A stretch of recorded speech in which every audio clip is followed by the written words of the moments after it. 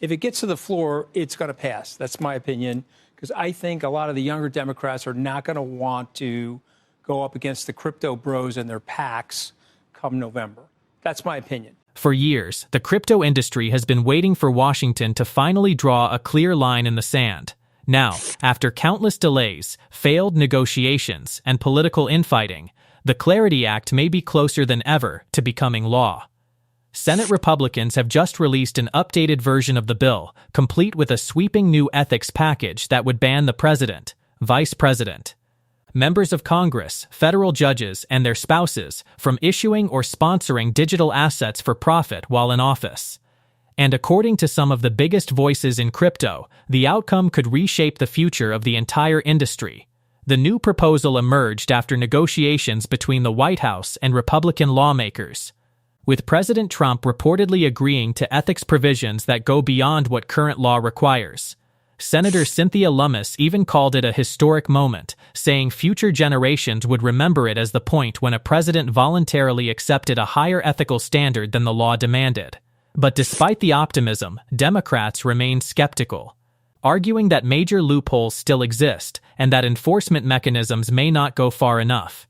And that brings us to the biggest question facing crypto investors right now.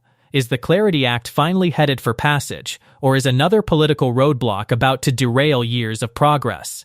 Because according to Anthony Scaramucci, if this bill reaches the Senate floor, the odds of passage are far higher than many people realize. In today's video, we'll break down Scaramucci's explosive prediction about the Clarity Act, examine the political battle over the new ethics provisions, and then look at why Solana Policy Institute President Kristen Smith believes the industry may be closer than ever to crossing the finish line.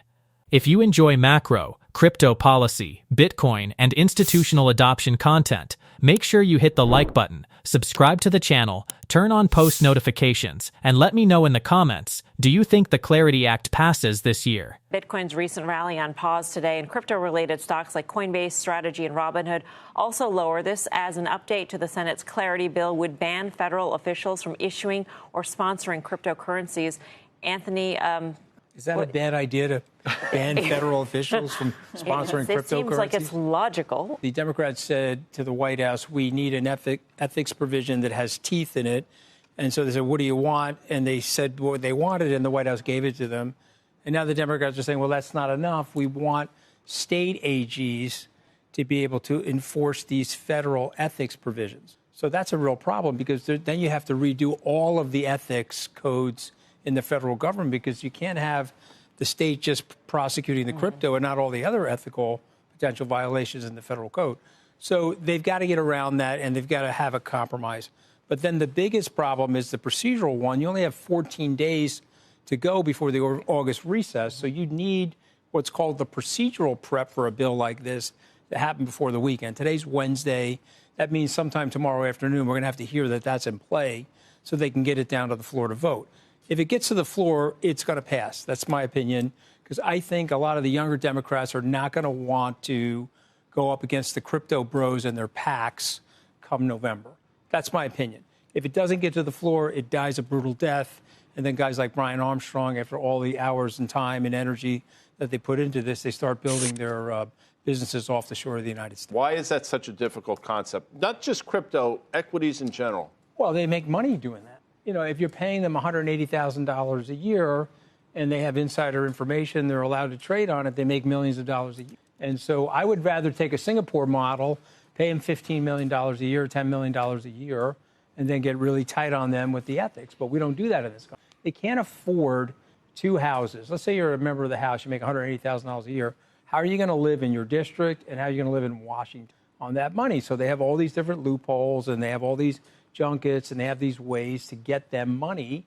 And, you know, LinkedIn today, I mean, I'll send it to you guys. They showed Nancy Pelosi's stock market performance versus the S&P and Warren Buffett. It's remarkable. Okay, so it's remarkable. And so is that fair? Does it make sense? It doesn't make sense. Remember, when Peter Schweizer's book came out in 2011, they banned it. And then they put it back in by voice vote. They didn't even go on the floor because they didn't want C-SPAN to see them voting for it. So they did a conference call, and they reinstated it. And so, to me, it's very, very bad. But you also have to understand you have to pay these people. If you're not going to pay them, They're going to find ways to make money so they can afford their lifestyle. Big believer in the picks and shovels of the digital economy and this sort of new age fintech. Now, I also believe that the stuff is coming, whether people like it or not, because it's better technology than what we have. This is the Uber problem. Okay, let's go back to Uber. Government hated Uber. Mayors hated Uber. Taxi commissions hated Uber. Who liked Uber? The people. And so the people basically burned them off and won out. You don't have enough people in crypto right now to fight back the government resistance to what's going on. Just quickly. Yeah. Bitcoin, where's it go? Well, it's going to grind higher because the sentiment is terrible. We're doing this a long time. Relative strength index, all-time low. Fear is at like a 7 on a scale of 1 to 100 in terms of greed and fear. And there's no supply of Bitcoin in the marketplace, and there's no interest. And if you go searchable terms on Google, Bitcoin's down 55% in terms of searchable terms. All of those reasons, I think Bitcoin is bottomed. I don't think it gets much worse than here. Scaramucci's comments come at a critical moment. Senate Republicans are racing against the clock. With only a handful of legislative days remaining before the August recess, the biggest sticking point isn't necessarily crypto itself anymore. It's the ethics package attached to the legislation. Under the latest proposal, federal officials and their spouses would face strict restrictions on crypto-related activities, while the Department of Justice would be given enforcement authority.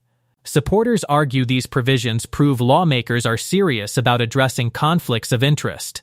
Critics argue the opposite, claiming the framework leaves significant loopholes and creates enforcement concerns. Either way, the negotiations happening right now could determine whether the bill moves forward or dies before it ever reaches a vote. What's fascinating is that while the headlines have focused on political drama and ethics negotiations, many industry insiders believe the bigger story is how far the legislation has already come. Just a few years ago, comprehensive crypto market structure legislation seemed almost impossible. Today, both House and Senate committees have advanced versions of the Clarity Act, and Senate leadership is openly discussing bringing it to the floor. Kristen Smith's analysis changes the entire discussion. Rather than focusing solely on the day-to-day political battles, she zooms out and looks at the broader legislative journey, the significance of the new ethics provisions, and why many policy experts believe the coming days could determine whether the United States finally establishes a long-term regulatory framework for digital assets. I think the way that it's been described to me is that this is a provision that would apply to the president, to the spouse, to the vice president, and to Congress. And so, I think that's important because whatever they come up with is something that everybody is going to have to live by. And I actually think that's a good way to do it because it makes it not be too burdensome to one person versus the other. And I think that's important. And I think, the senators realize that. And I think that will sort of narrow the window within which they're working. And so, of course, we all need to see this. Again, that these are, there's a lot of rumors flying around Washington about what Trump has agreed to, what the Democratic senators want. I think there's a couple key issues that have been spoken about publicly, but nobody's actually seen the text. And so I think getting that out is a really, really important step. Well, someone that I'm sure is privy to a little bit of the text is Bessent. And with his statement, we've been talking about it at the 1 yard line. I mean, Kristen, come on, 1 yard line. This seems to me like you are right there. So just speculate. What do you think they have done to be able to get Bessent to be this committed that he thinks this is going to go through? You have to look back and see how long it's taken us to get here, right? Yeah. I started the Blockchain Association where I previously worked came together 8 years ago, the summer of 2018. And at that time, there was a lot of uncertainty and everyone knew we needed to come together and start laying the groundwork for legislation. So we've seen 5 or 6 different versions of market structure legislation over the past 8 years. We're now to the point where, the House has passed the Clarity Act. Both the Senate Ag Committees and the Senate Banking Committees have passed the Clarity Act. Leader Thune has said they're going to bring it to the floor. President Trump has signed off on some degree of ethics language.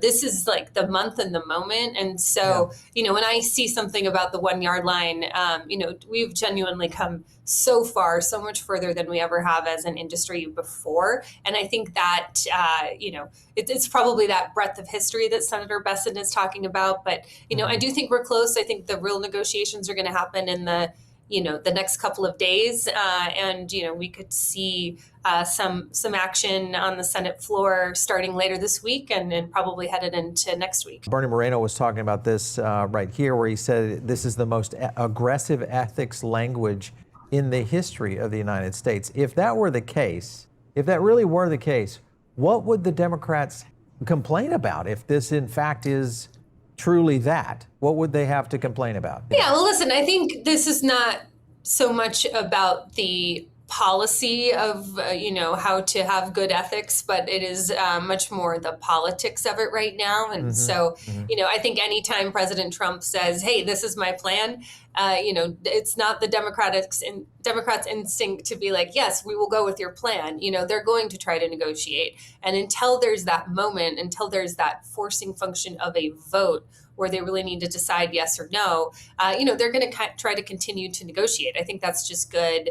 Right. Those are good, the skills that they have, and they know how to use them. And so, listen, I think, from what has been rumored to be in this deal, I think, President Trump has come very far. I think Bernie Moreno's right. I mean, this is, kind of unusual to have something apply to a specific type of asset like this. This is highly, highly unusual. And I give credit to President Trump for agreeing to that. But, we also, this is a bill that absolutely needs 60 votes. And that means you're going to have some Democrats on board, and to ask the Democrats to support their Donald Trump's top priority, they're going to need to be able to explain to their constituents and others that they were able to get something in return. So, I think this is how negotiations happen. I keep saying President Trump knows the art of the deal. I like to think he knows what he's doing. And I think, the Democrats that are in the room on this are very capable as well. So, we need to let the process play out. But the important thing is there is a table, people are sitting at it and they're talking. And, these are the ingredients we need to get this across the finish line. Here's the most important question, and that is, does Senator Warren vote yes if she sees through? Never going to happen. Okay, well, never going to happen. We gave up on her long ago. Illicit finance. We're not going to try. We're not going to try. We're going to focus our efforts elsewhere. Kristen Smith's analysis highlights something many investors may be overlooking. The debate is no longer centered on whether crypto deserves regulatory clarity. That battle has largely been won. The fight now is over the final details, particularly the ethics provisions and enforcement mechanisms that could secure enough votes to push the legislation across the finish line. And the timeline is becoming increasingly urgent.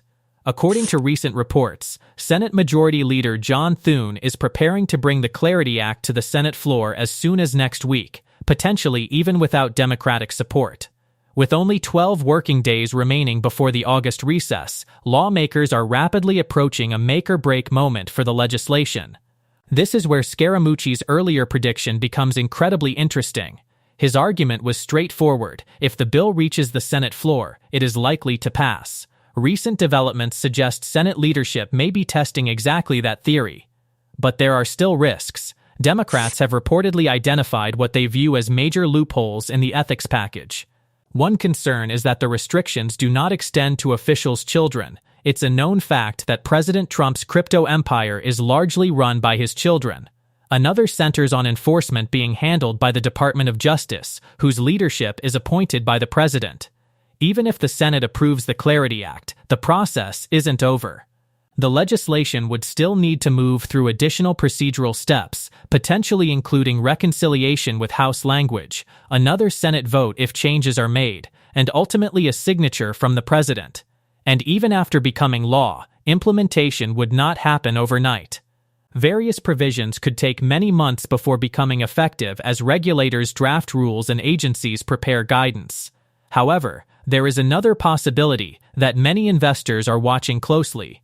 If market conditions, competitive pressures, or broader economic events create enough urgency, Congress could potentially pursue separate legislation designed to accelerate implementation, requiring only a simple majority to move key provisions forward more quickly. The bigger picture is that the United States appears closer to comprehensive crypto legislation than at any point in its history. Whether the final version passes next week, next month, or later this year, the regulatory landscape is clearly moving toward greater certainty. And if Scaramucci and Smith are right, this could be remembered as the moment when crypto transitioned from a politically controversial industry into a permanently recognized part of the American financial system. If you enjoyed this video, make sure to smash the like button, subscribe to the channel, and turn on post notifications so you never miss an update. Also, share this video with anyone following the Clarity Act negotiations, and let me know your thoughts in the comments below. Does the Clarity Act pass the Senate, or will politics once again get in the way? Thanks for watching, and I'll see you in the next one.